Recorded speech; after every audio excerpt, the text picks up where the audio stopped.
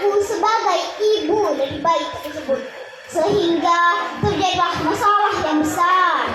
Dan masalah itu pun dibawa ke baginda Raja Harun ar-Rasyid. Raja Harun ar-Rasyid pun mencoba menyelesaikannya. Kemudian Raja Harun ar-Rasyid pun bertanya, "Wahai kalian berdua, apa yang sebenarnya terjadi?" Kemudian wanita pertama menjawab, "Ampun Tuanku Raja, hamba hanya ingin mengandung anak hamba. Bayi ini adalah anak hamba. Namun wanita itu mengaku sebagai ibu dari bayi ini. Padahal hamba lah ibu dari bayi ini." Kemudian raja bertanya kepada wanita kedua, "Dan kamu, apakah benar itu anakmu?" "Benar Tuanku Raja, anak ini adalah anak hamba. Namun hamba tidak berbohong. Tolonglah hamba Tuanku Raja." Kemudian raja pun berpikir, kalau mereka berdua adalah ibu dari bayi tersebut, pastilah mereka tahu ciri-ciri dari bayi ini. Kalian berdua coba tunjukkan ciri-ciri dari bayi ini. Dimulai dari kamu, ibu yang pertama. "Ampun Tuanku Raja, hamba hafal. Di tangan kirinya ada tanda berwarna hitam. Silahkan Tuan Raja periksa." "Pengawal, periksa!" perintah raja. Dan ternyata benar, di tangan kirinya ada tanda berwarna hitam. Berarti wanita pertama adalah ibu dari bayi ini. Kemudian wanita kedua berkaget, "Ampun Tuanku Raja, hamba juga hafal ciri-ciri dari bayi ini. Salah satunya ada di punggung belakang sebelah kanan. Silahkan Tuan Raja periksa." "Pengawal, periksa!" perintah raja lagi. Dan ternyata juga benar, di punggung belakang sebelah kanan juga ada tandanya. Raja pun semakin bingung. Kenapa dua-duanya bisa tahu? Kenapa bisa hafal?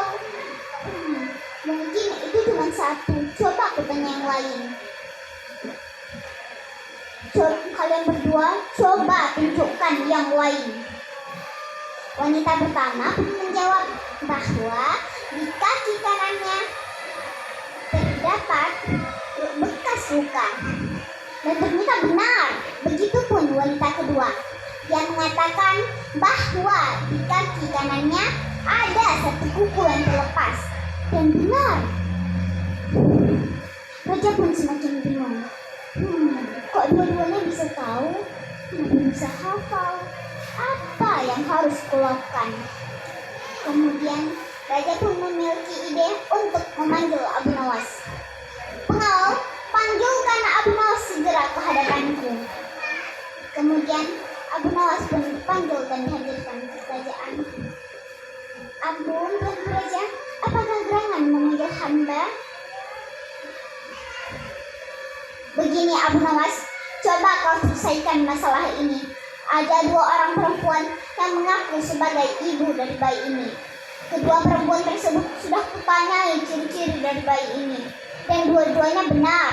Aku sudah tidak tahu lagi harus melakukan apa."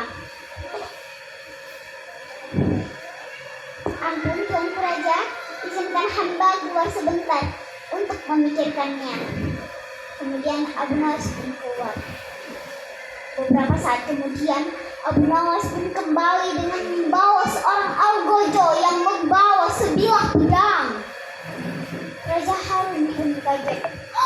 "Abu Nawas, apa yang hendak kau lakukan?"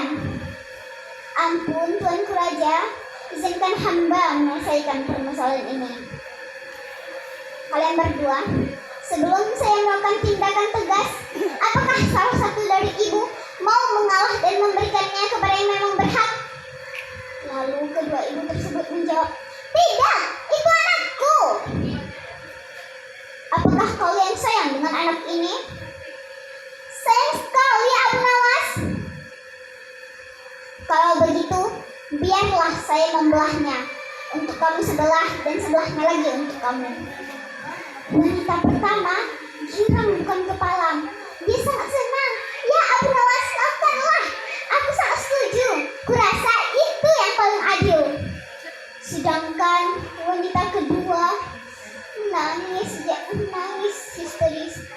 Ampun Tuanku Raja, ampun Abu Nawas, ampun Agung, jangan lakukan itu. Aku rela bayi ini diberikan sepenuhnya kepada dia, asalkan bayi ini tidak dibelah menjadi dua. Kemudian Abu Nawas pun tersenyum tipis, yang menandakan dia telah menemukan ibu dari bayi tersebut, yaitu ibu yang kedua, karena tidak ada seorang ibu pun yang mau anaknya disakiti, apalagi dibelah menjadi dua. Jadi apa hikmah yang bisa kita ambil dari cerita ini? Ya, yang pertama, seorang ibu tidak akan rela anaknya disakiti, apalagi dibelah menjadi dua. Jadi saya